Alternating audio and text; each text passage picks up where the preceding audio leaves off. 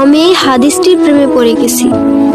আপনি যখন নীরবে ঘরে বসে কান্না করেন, আল্লাহ তখন ফেরেশতাগণদের উদ্দেশ্য করে বলেন, কোন জিনিস আমার এই বান্দার চোখে পানি আনলো? ফেরেশতাগণ বলেন, আপনার বান্দা সুখে নেই, আপনার বান্দা অনেক দিন হাসেনি। এই বলে ফেরেশতাগণ কান্না করতে থাকেন এবং আল্লাহকে বলেন, হে আমার রব, আপনি জানেন আপনার এই বান্দার হৃদয়ে কি রয়েছে, অতএব আপনি তার জন্য সবকিছু সহজ করে দিন। আল্লাহ বলেন, আমার এই বান্দা এমন কিছু জীবন থেকে হারিয়ে ফেলেছে যা সে অধিক ভালোবেসেছিল। অতএব আল্লাহ বলেন, আমি শপথ করছি, আমার বান্দা তার জীবন থেকে যা হারিয়েছে এর চেয়ে উত্তম জিনিস তাকে এনে দেব, যা দেখে দুনিয়া ও আখিরাতের সবাই বিস্মিত হবে। আলহামদুলিল্লাহ।